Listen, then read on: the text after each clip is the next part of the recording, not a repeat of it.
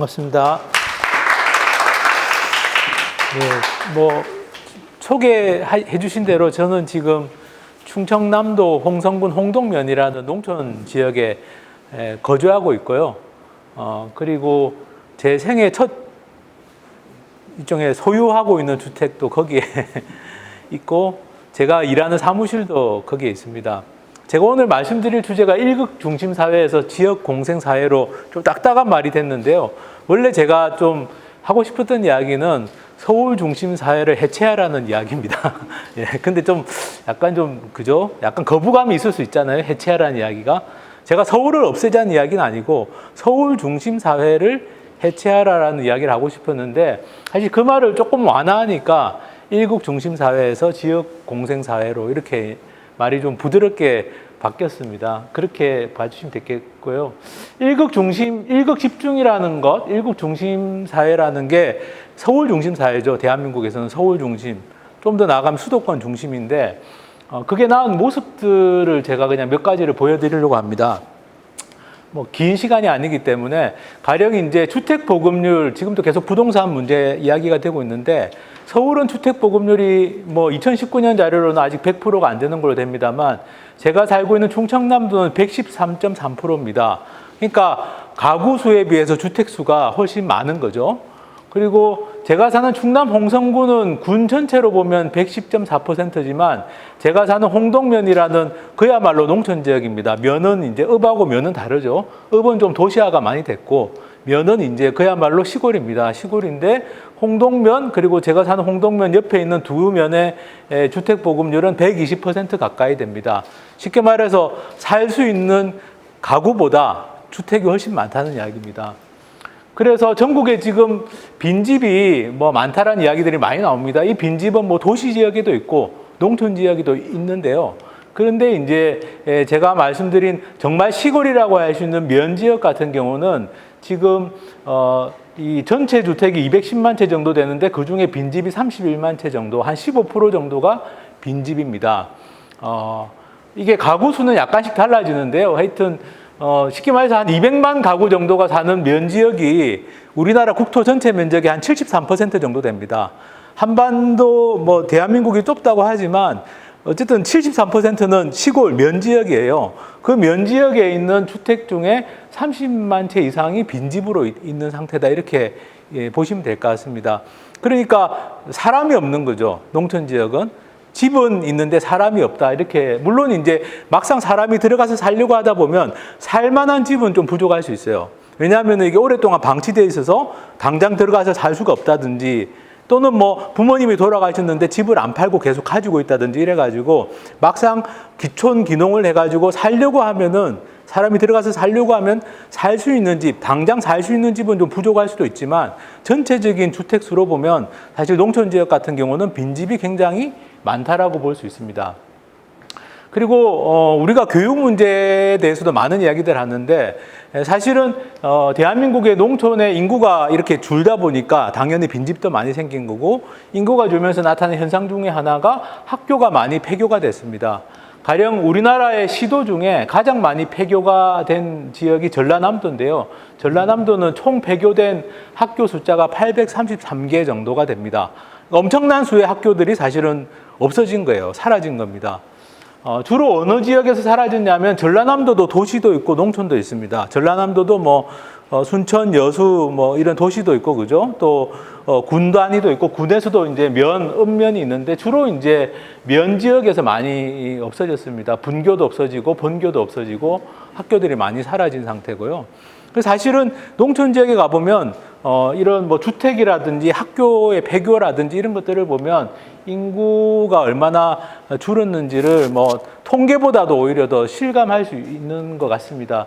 그래서 지금 현재 일극 중심 사회라는 거는 결국 수도권에는 인구가 계속 몰리고, 그러면서 계속 이제 뭔가 인프라도 더 만들어야 되고, 사회 인프라도 필요하고, 또 주택도 더 필요하고, 그런데 농촌 같은 경우는 계속 인구가 줄면서, 그러니까 사실은 경기도 같은 데는 계속 학교도 계속 지어왔죠. 학교가 모자라니까 학교를 계속 지어왔고, 신도시를 지으면 학교도 지어야 되고.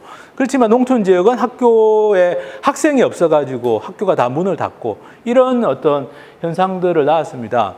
제가 이렇게 일극 중심 사회가 나온 모습을 농촌 중심으로 말씀드린 이유는 그동안 대한민국에서의 균형 발전 논의는 굉장히 잘못된 논의였습니다. 왜냐하면은 우리가 어떤 불균형이 있거나 양극화가 있다라고 했을 때 양극의 한 축과 끝과 끝을 봐야 되는데, 예를 들면 서울과 대구, 부산이 끝과 끝이냐? 아니거든요.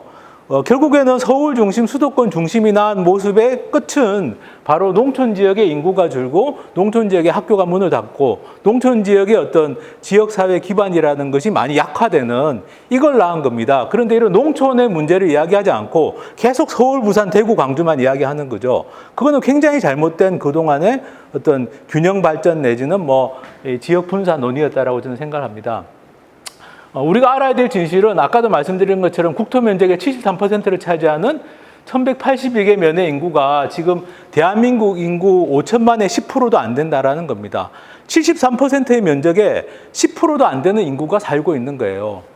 그리고 인구가 2,400명이 안 되는 홍천군, 강원도 홍천입니다. 제가 사는 충남 홍성이 아니라 이름이 비슷한데, 강원도 홍천군에 내촌면이라는 면이 있는데 인구가 2,400이 안 되는데요.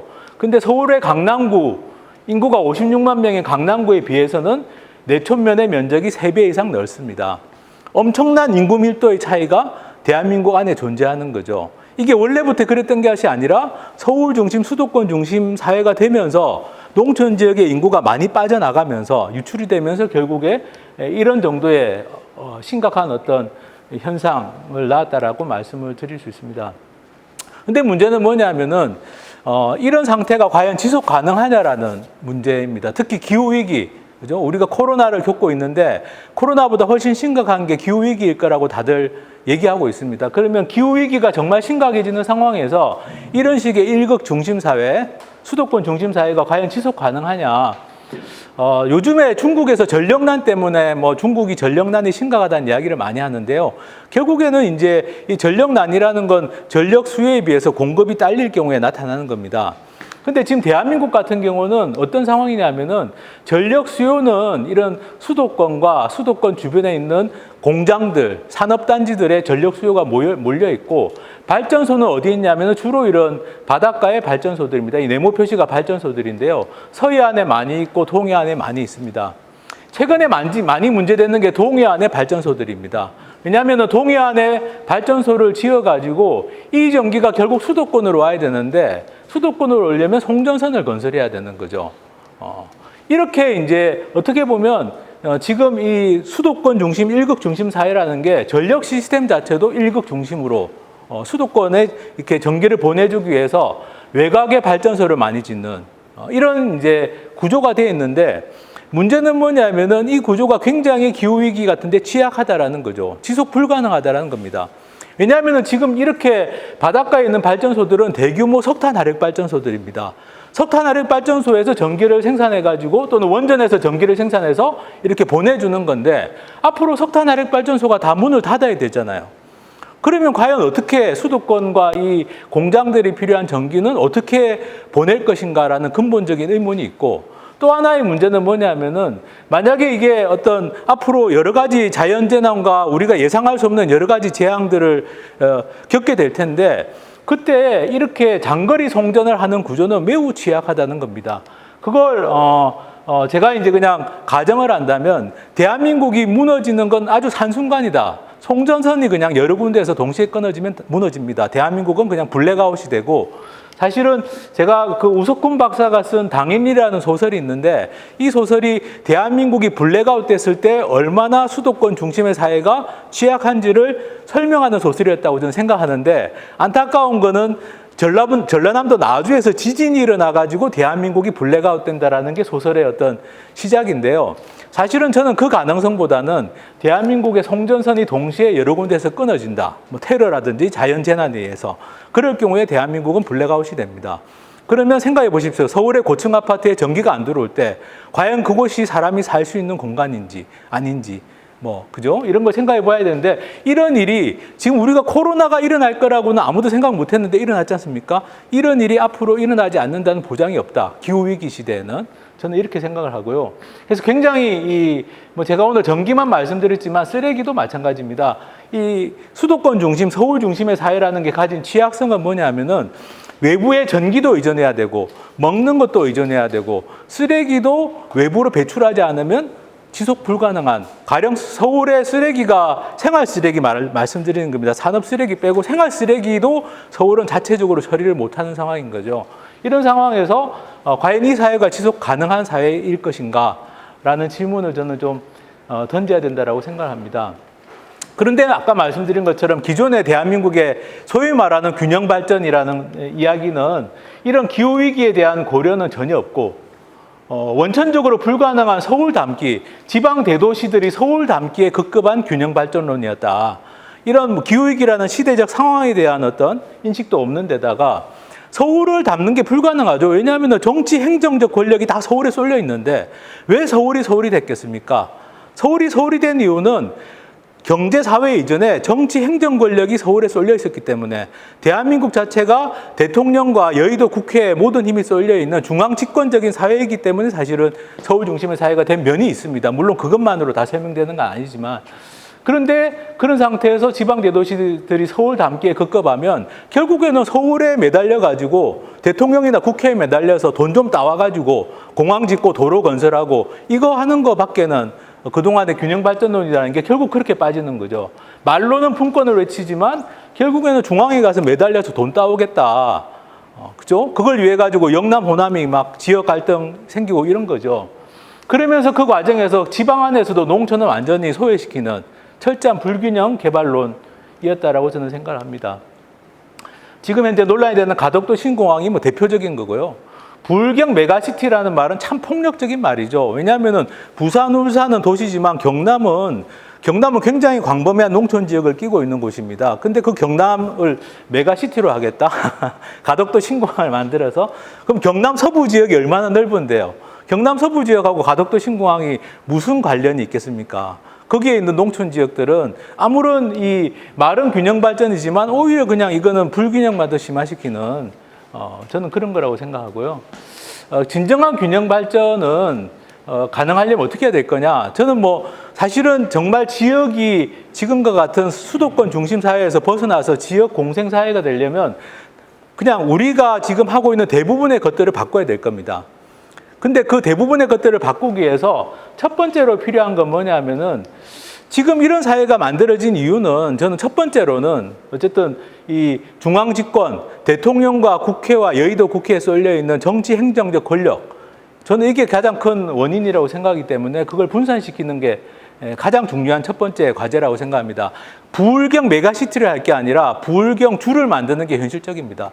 부산, 울산, 경남을 연방제 독일이나 미국이나 다 하고 있는 연방제의 주로 만들어가지고 거기에다가 차라리 돈을 주고 10조 알아서 잘 써봐라. 지역 발전을 위해서. 그게 훨씬 더 낫죠. 지금처럼 10조, 20조 들여가지고 가덕도 신공항 건설할 문제가 아니라는 거죠. 그래서 저는 수도권 중심, 일극 중심 사회를 낳은 첫 번째 원인이 중앙집권적인 권력 구조, 대한민국의 이것을 저는 연방제 구조로 바꾸는 게 필요하다. 심지어 우리가 별로 민주주의가 잘 된다고 생각하지 않는 많은 사람들이, 뭐 어떤 분들은 잘 된다고 생각하지만 많은 사람들이, 특히 진보적인 생각을 가진 사람들이 미국을 비판하고 있는데 심지어 그 미국조차도 하고 있는 연방제를 대한민국은 안 하고 있다는 거죠. 인구가 우리는 적어서 안 해도 된다? 우리보다 인구가 적은 스위스도 연방제고 오스트리아도 연방제입니다. 다 연방제를 하고 있어요. 민주주의 하는 나라 중에 연방제를 안 하는 나라는 몇 개 안 됩니다. 대부분의 나라들이 연방제를 하고 있어요. 그리고 우리나라가 지금 왜 농촌 지역이 이렇게 됐냐? 아까 아래가 중요하다는 말씀을 하셨는데 위는 서울입니다. 그럼 아래가 뭐냐? 아래는 사실 농촌 지역에서는 면이고 읍이거든요. 근데 면, 읍의 자치를 1961년에 말살시켰습니다. 박정희 정권에서. 이건 조금 더 설명이 필요한데요. 1961년 5.16 이전에는 대한민국의 지방자치는 도시는 시로 하고요. 농촌은 읍면 단위로 지방자치를 했었습니다. 그런데 1961년에 5.16 군사 쿠데타가 일어나고 박정희 그 당시 정권이 첫 번째로 한 일이 뭐냐? 면읍의 자치를 없앴어요. 그리고 지금처럼 군 단위로 묶은 겁니다. 홍성군도 그런 군 중에 하나죠. 그런데 그것이 결국에는 지금의 농촌 지역 사회가 스스로 뭔가를 결정해서 고민해가지고 유출되는 사람들을 붙잡고 다시 사람들이 돌아오게 하고 이런 일을 할 수 없는 구조를 만들었다는 겁니다. 지금 지도를 보면요, 군 하나를 보면 군 하나가 서울시 면적보다 대부분 넓은 군들이 많습니다. 엄청 넓은 곳이에요. 근데 그 군에서 이제 사실은 그 군이 아니라 아까 말씀드린 것처럼 정말 농촌에서는 주민들이 생활권이라고 할 수 있는 게 면이고 읍인데 그 면과 읍에서 뭔가 자체적으로 뭔가를 고민하고 할 수 있는 여지를 없앤 게 1961년 5.16 군사 쿠데타 시절이었고 지방자치가 부활된 이후에도 사실은 이게 복구가 안 되고 있다라는 말씀을 좀 드리고 싶습니다. 제가 뭐 다른 이야기도 더 드리고 싶지만 시간상 예를 들면 우리가 유럽에 가가지고 지금 기후위기 시대다 보니까 에너지 자립 마을이나 에너지 자립에 대한 관심이 굉장히 많은데요. 유럽에 있는 에너지 자립 마을 대표적으로 뭐 독일의 세나우 이런 데들이 있는데 이런 데들 인구가 다 우리로 치면 면이나 읍단입니다. 근데 여기가 다 지방자치단체예요.